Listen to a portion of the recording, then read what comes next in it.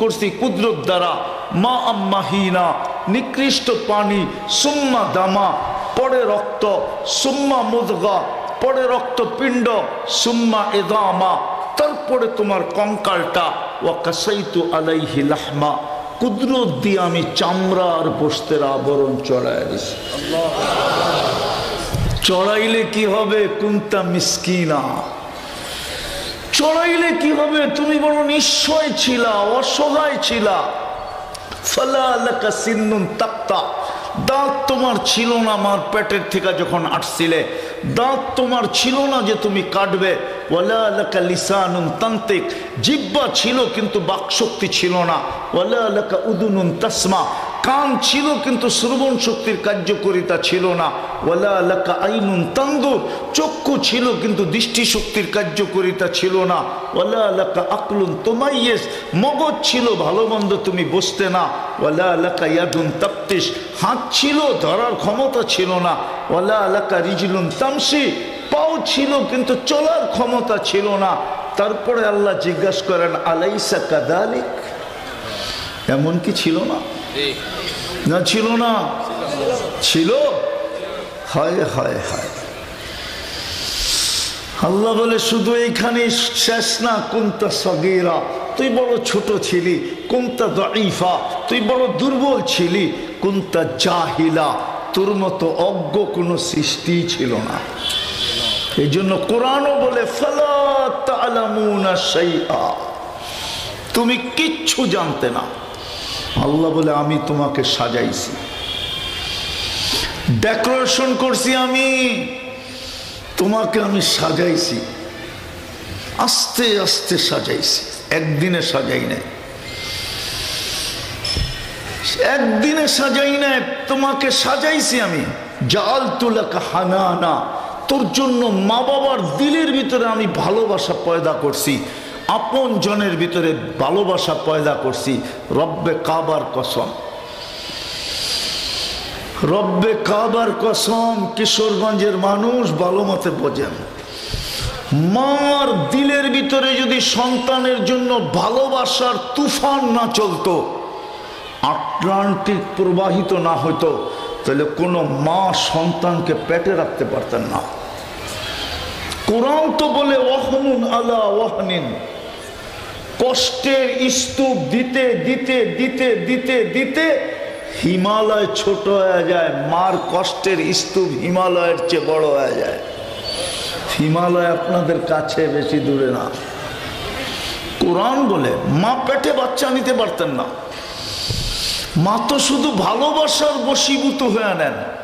আল্লাহ বলে জাআলতু লাকা হানানা, তোর জন্য আমি ভালোবাসার ঢেউ খেলায়া দিছি, তরঙ্গ উঠায়া দিছি, তুফান চালায়া দিছি, আটলান্টিক প্রবাহিত করে দিছি। মা কষ্ট সহ্য করতেছে আর কষ্ট পাইতেছে, তারপরও মুস্কি মুস্কি হাসতেছে। মাকে যদি বলি হাসিস কেন, এত কষ্ট, তো বলে কলিজার টুকরার চেহারা দেখতে দে না, কষ্ট ভুলতে দেরি হবে না। আর যেদিন মা বইলা ডাক দিবে, ওই দিন তো আর কোনো কথাই থাকবে না, ঠিক না? নাইলে বাবা, আমি যুবকদেরকে বলতেছি, যুবক নাইলে বাবা, এই এলাকায় যারা অটো চালায়, অটো ডেলি 2-4 ডজন গালি খায়া বাড়িতে ফিরে, 2-4 ডজন, ঠিক না? যারা অন্যের বাড়িতে কাজ করে, শ্রম পেশার লোক, ওরা ডেলি বাড়িতে গালি খায়া ফিরে, গালি খায়া। রাগ হয়ে গেলেন? হ্যাঁ। আর যুবকদের পাল্লায় পড়লে তো 2-4 সপ্তাহে 2-4 বার থাপ্পড় খায়ও অটোওয়ালা বাড়িতে ফিরে, ঠিক না? হ্যাঁ, সত্য তো। ওর ছেলে পেলে নাই? হ্যাঁ, ওর ভিতরে আত্মমর্যাদা নাই? পরের দিন আবার অটো নিয়ে বেরোয় কেন? ও যখন সন্তানের চেহারা দেখে আর ঘরের দিকে যখন তাকায়, তো অতীতেরটা সব ভুলা যায়। সন্তানের কারণে পরের দিন আবার অটো নিয়ে বাহির হয়। ওকে যদি কেউ বলে কালকে না দেখলাম তোকে থাপড়াইতেছে দইরা পোলাপান, যুবক থাপ্পড় দিল, আজকে আবার অটো নিছিস কি করা? তোর দেখবি চোখ দিয়া পানি, দেখবেন চোখ দিয়া পানি চলে আসবে। ও বলবে সন্তান না থাকলে বাহির হইতাম না। হায় যুবক, তুমি তো জানো না তোমার মা তোমার জন্য কি কষ্ট করছে। তুমি তো জানো না তোমার বাপ তোমার জন্য ইজ্জতকে কতবার জবা করছে। জবা, শ্রম পেশার মানুষগুলা বিবি বাল বাচ্চার জন্য ডেলি ইজ্জত সম্মানকে কতবার জবা করে। আল্লাহ বলে আমি ভালোবাসার ঢেউ খেলায় দিছি। ভালোবাসার ঢেউয়ের কারণে সব সয়া যেতেছে।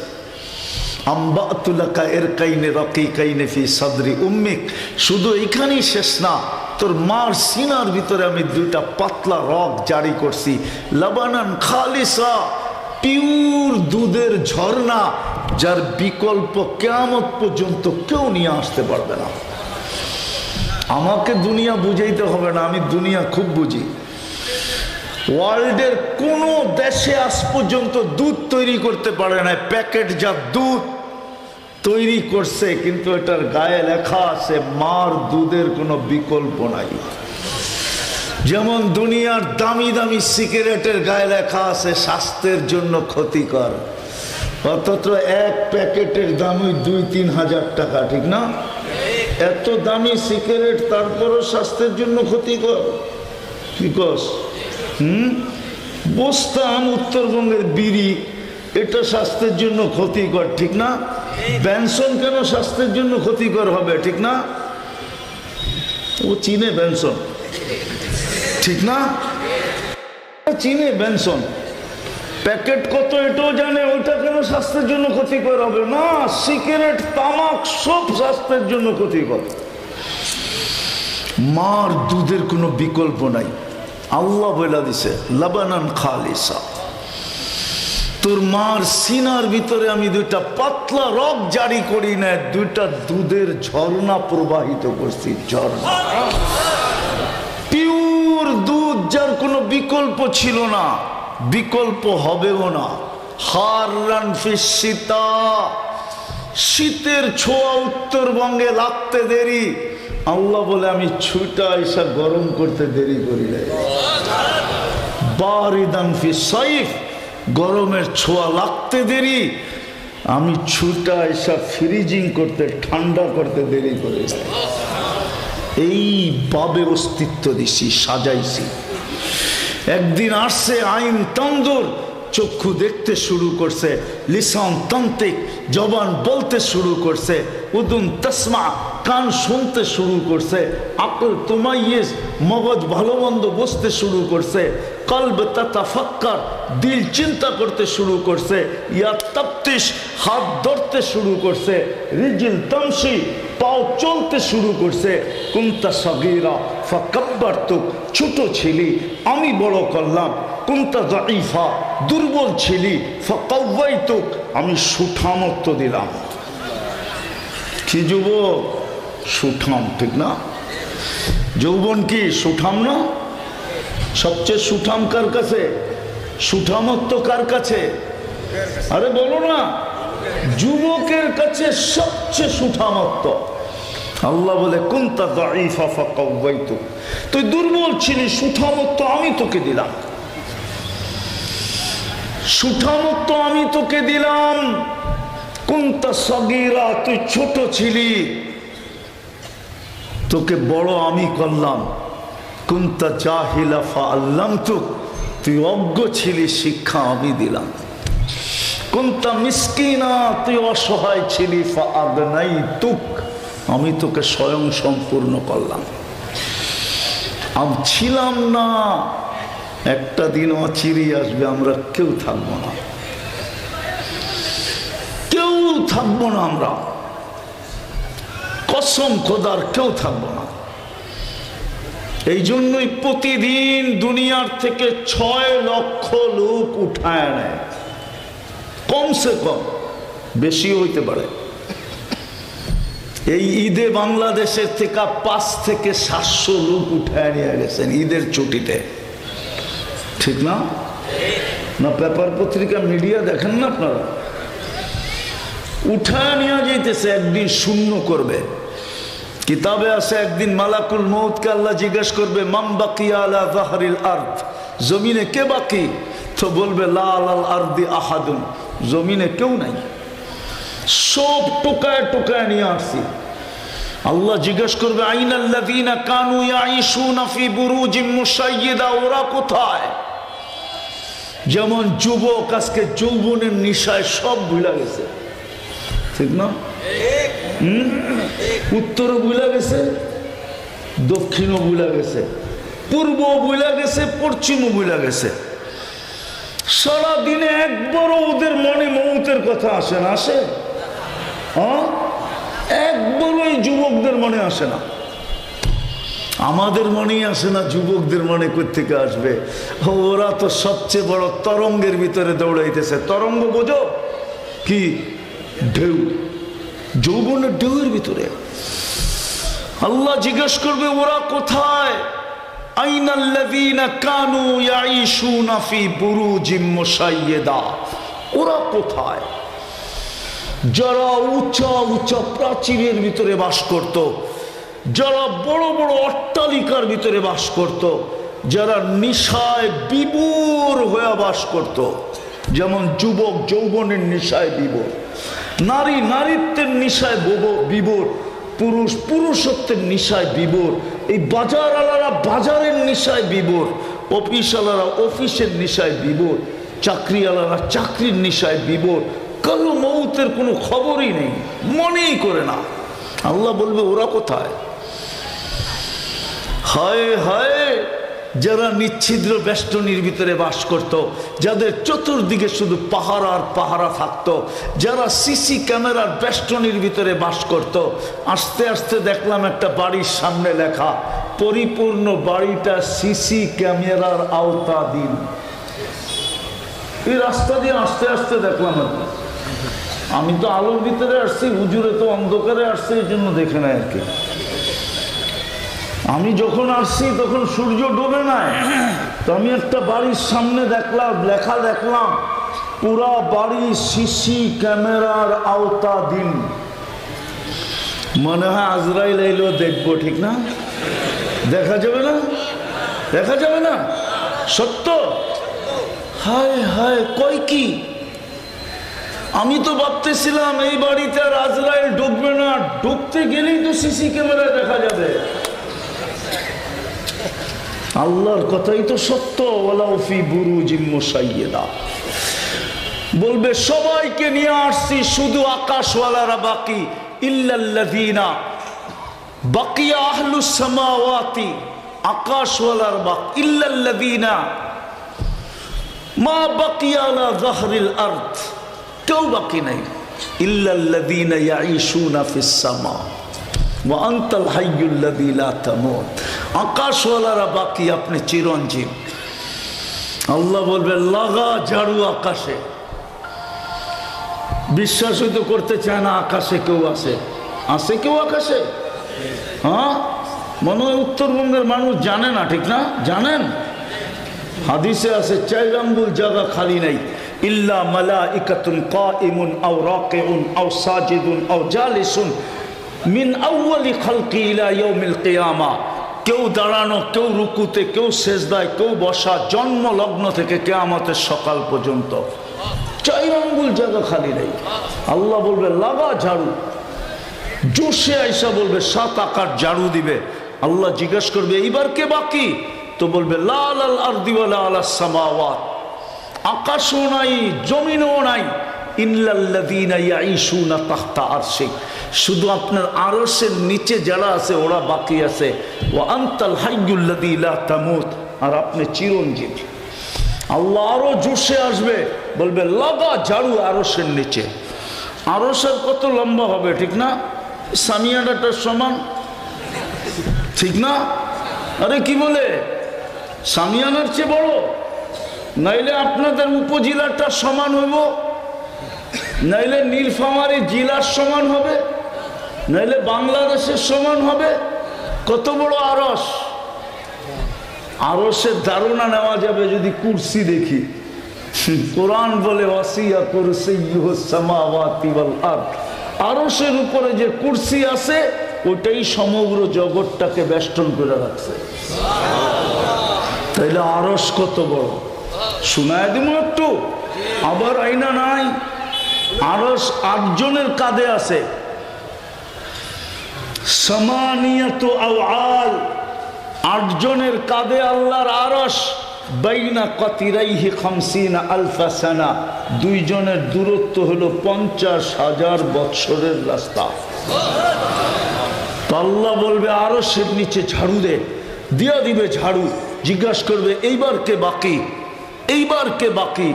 তো মালাকুল মউত বলবে লা আলাল আরদি ওয়ালা আলাস সামাওয়াতি ওয়ালা তাহতা আরশিক ইল্লা ইসনা আশার ওয়া আনতাল হাইয়ুল্লাযী লা ইয়ামুত। জমিনেও কেউ নাই, আকাশেও কেউ নাই, আরশের নিচেও কেউ নাই, সব উঠায় নিয়ে আসছি, শুধু 12 জন বাকি, আপনি চিরঞ্জীব। আল্লাহ বলবে 12 জনকে নাম বল। তো বলবে নাহনু আরবা, আমরা 4 জন, জিবরিল, মিকাইল, ইসরাফিল, মালাকুল মউত ও সামানিয়াতু মিন হামিলাতি আরশিক, আপনার আরশ বহনকারী 8 জন, টোটাল 12 জন, আর আপনি তো চিরঞ্জীব। আল্লাহ জোশে আসবে, হুকুম দিবে ফালিয়ামুত জিবরিল, মিকাইল ওয়া ইসরাফিল, 3 জনের মৃত্যু হোক। 3 জন মারা যাবেন। এই আবার জিজ্ঞাসা করবেন জানা সত্ত্বেও আর কয়জন বাকি? বলবে 9 জন, আমি আর 8 জন আপনার আরশ বহনকারী, আপনি চিরঞ্জীব। আল্লাহ আরো জোশে আসবে, আল্লাহ হুকুম দিবে ফালিয়ামুত হামিলাতা আরশি, আমার আরশ বহনকারীদের মৃত্যু হোক। কেন? লিয়ান্নি কাতাবতুল মাউত আলা মান তাহতা আরশি, আমার আরশের নিচে যে আছে, মনোযোগ, আমার আরশের নিচে যে আছে তাকে মরতে হবে, বিনা আমার আরশ বহনকারীদেরও মৃত্যু হোক, এরও মরে যাবে। আল্লাহ জিজ্ঞাসা করবে এইবার? তো মালাকুল মউত বলবে আনা আনা ওয়া আনতাল হাইয়ুল্লাযী লা তামুত, আমি বাকি আর আপনি চিরঞ্জীব।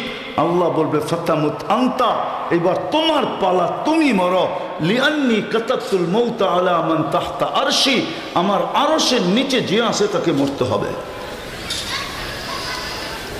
সায়ুলকি আলাইহি সাকারাতুল মাউত, মৃত্যুর যাতনা ওনার উপরে ঢালবেন, উনি একটা চিৎকার দিবে আর পড়বেন আর বলবেন লাউ আলিমতু সাকরাতাল মাউত মা কাবাসতু আরওয়াহাল মুমিনিন, হয় মৃত্যু সম্বন্ধে যদি কিঞ্চিত ধারণা আমার থাকতো তাইলে কোনো মুমিন মুসলমানের রূহ আনার জন্য আমি দায়িত্ব নিতাম না। এত কষ্ট, বিদায় আমরাও একদিন থাকবো না। আমি একটু পিছেরতে নিয়ে আসলাম বুঝানোর জন্য, আমরা ছিলাম না, আসি, অচিরেই কিনা থাকবো না, চলে যাব। কিন্তু প্রশ্ন হইল আমার এই মজমার কাছে, চলে তো যাব, কিন্তু প্রস্তুতি কতটুকু? কতটুকু আমাদের প্রস্তুতি? কে কখন যাবে কেউ জানে না। হ্যাঁ, দুনিয়াটা এখন আঙ্গুলের মাথায়, আমি স্বীকার করি। গুগলে টাচ করলে সারা দুনিয়া চলে আসে, সবার হাতে টাচ ফোন, সবার হাতে। এক সময় ছিল দুনিয়া হাতের মুঠায়, তারপরে আসছে দুনিয়া আঙ্গুলের মাথায়, এখন দুনিয়া কোথায়? আঙ্গুলের টাচ করে কি দিয়া? আঙ্গুলের মাথা দিয়া। কিন্তু কেউ জানে না কখন কে যাবে। এই জন্যই আল্লাহ সতর্ক করছিলেন আমাদেরকে। আমি নিয়ে যেতেছি একটু পিছের থেকে আপনাদেরকে, আবার জীবনে আসা হয় না, না হয় আসলাম একটু শুনাই যাই, দেখি আপনাদের দিলে রেখাপাত করে কিনা। এই জন্য একটু পিছের থেকে নিয়ে যেতেছি, নাইলে আমি শর্ট করে দিতে পারি, কিন্তু একটু শর্ট করতেছি না, পিছের থেকে নিয়ে যেতেছি। যদিও আমার শরীর অনুমতি দিতেছে না, যদিও ডাক্তার শুনলে আজকের অবস্থা শুনলে ডাক্তার অনুমতি দিবে না, কারণ আজকে প্লেনে অনেক বাম্পিং ছিল, ওয়েদার খারাপ ছিল। দ্বিতীয় এই পর্যন্ত আস্তে আস্তে ড্রাইভার তার ইচ্ছা মতো চালাইছে, আমার গাড়ি তো আমার ইচ্ছা মতো চলে, স্পিরিট যতটুকু আমি বলবো অতটুক থাকবে। কেননা আমার শরীরের ভিতরে কিছু শুনছেনই আপনারা আগে, যার কারণে আমার অনেক কি বলে বুঝা শুনা চলতে হয়, কিন্তু ওয়াদা দিয়ে ফেলছি, এই জন্য চলে আসছি। আমি দেখতেছিলাম ঢাকার থেকে ওয়েদার খারাপ,